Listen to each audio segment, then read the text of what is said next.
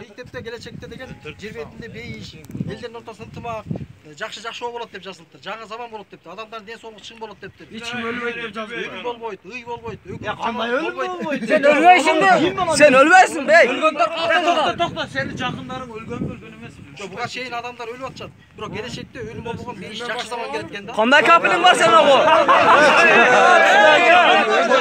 Çoğurak pulda olğandaki süyleyip de bu şimdi kanavaydı. Sıyırlap koyuptur. O maşinedekiler ket kovası.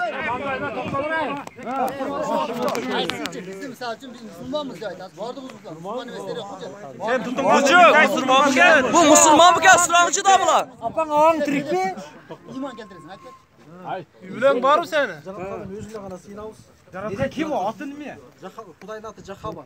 Мектепте Жахаба деп Кудайдын аты жазылган. Нурандысы. Пайгамбарларга Кудай өзүнүн исмин ачып берген да. Пайгамбарың ким сен?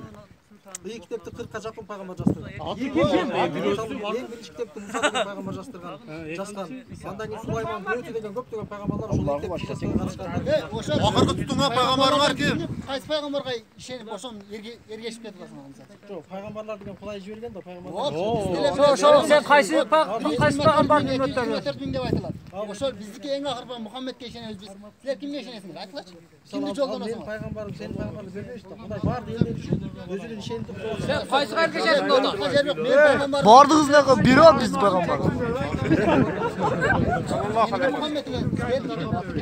Пайгамбарлар астан Суроо, мындай пример, суроо. Суроога жооп берсең, сатпат болсо сен. Муса деген көп 40ка жакын пайгамбар болгон. Yok köp olmaz. Sen ergeçken peygamberin kim şonu ayt?